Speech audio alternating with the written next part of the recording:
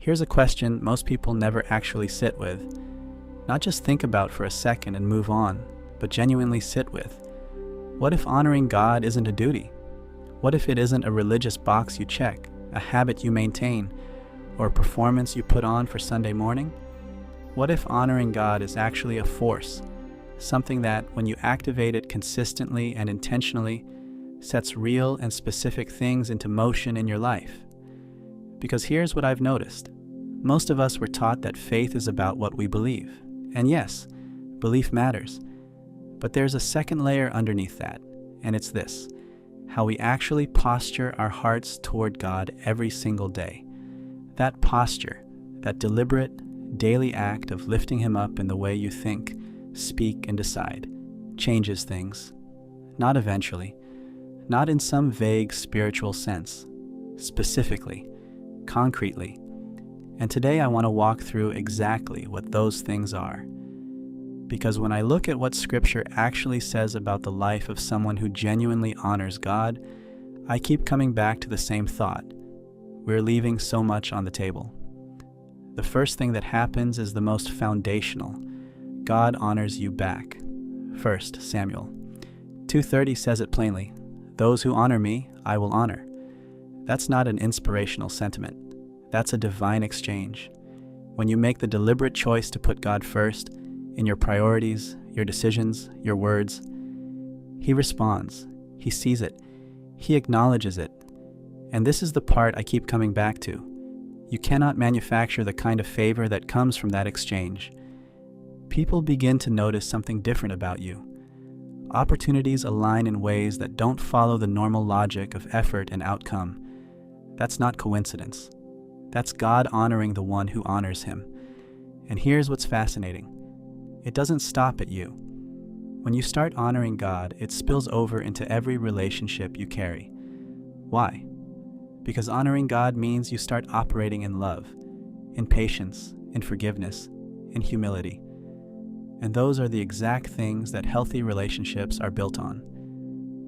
Colossians 3:13 calls us to bear with one another and forgive, as the Lord has forgiven us. When God is genuinely at the center of your life, something shifts. You stop keeping score in your marriage. You stop holding grudges with your family. You start extending grace to people who, honestly, don't deserve it, because you remember that neither did you. Honoring God doesn't just fix you. It repairs the connections around you. That's not a small thing. That's your entire relational world slowly becoming something different.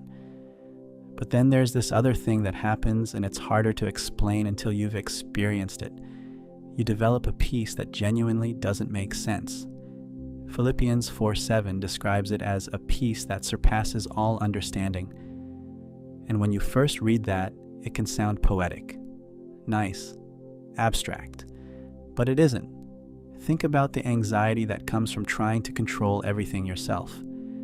Think about the exhaustion of building your identity on things that can disappear overnight. A job, an approval, a relationship. When you honor God, you transfer that weight from your shoulders to His. You stop white-knuckling your own life. And in that surrender, something extraordinary settles in. A steadiness, a quiet confidence that says, no matter what happens, God has this. That peace isn't naive. It's the most rational response to trusting the most trustworthy being in existence. And what follows from that peace is something intensely practical. Your decision-making becomes clearer. When God is your standard, you have a filter for every major crossroads you face. Does this honor Him? Does this align with His word? Does this reflect who He's called me to be? Proverbs 3:5 and 6 say that when you acknowledge God in all your ways, He will direct your paths, not eventually, not only in the big decisions, in all your ways.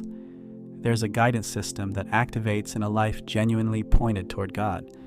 You may not always have a perfect map, but you'll have something better, a trustworthy guide who knows every road ahead of you.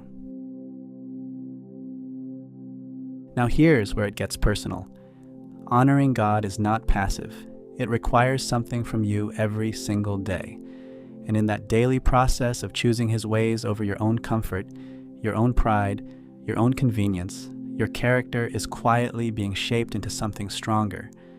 Romans 5 tells us that tribulation produces perseverance. Perseverance produces character, and character produces hope. When you're committed to honoring God, even when it costs you something, even when nobody's watching, you're being refined. The things that used to pull you off course start losing their grip. Your patience grows, your integrity deepens, your empathy expands. You become someone God can trust with more. And that's not a small transformation. That's the architecture of a life being rebuilt from the inside out. And as that character grows, something else shifts. The way you pray. There's a direct connection between honoring God and the kind of spiritual authority He's given you as a believer. When your life is aligned with His Word, when your heart is submitted to His will, you pray differently. You pray with a boldness you didn't have before. James 5:16 tells us that the prayer of a righteous person is powerful and effective. Righteousness isn't about being perfect. It's about alignment. It's about a heart turned toward God. And when that alignment is in place, your prayers carry weight. Your intercession matters. Your spiritual life stops being passive and starts being powerful. You stand against what's coming at you with a confidence that doesn't come from personality. It comes from knowing exactly whose ground you're standing on. And here's what I find most beautiful about all of this. You don't have to announce it. When you genuinely honor God, it shows, without performance, without declaration. Matthew 5:16 says, "Let your light shine before others, that they may see your good works and glorify your Father in heaven."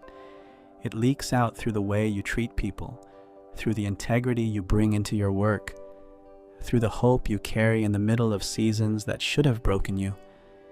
You become a living testimony, not because you're quoting scripture at everyone, but because there's something undeniably different about how you move through the world. People notice. And sometimes that quiet faithfulness will reach someone in ways that 1,000 words never could. But the greatest thing, and in many ways, it's what all of this flows from, is that honoring God deepens the relationship itself.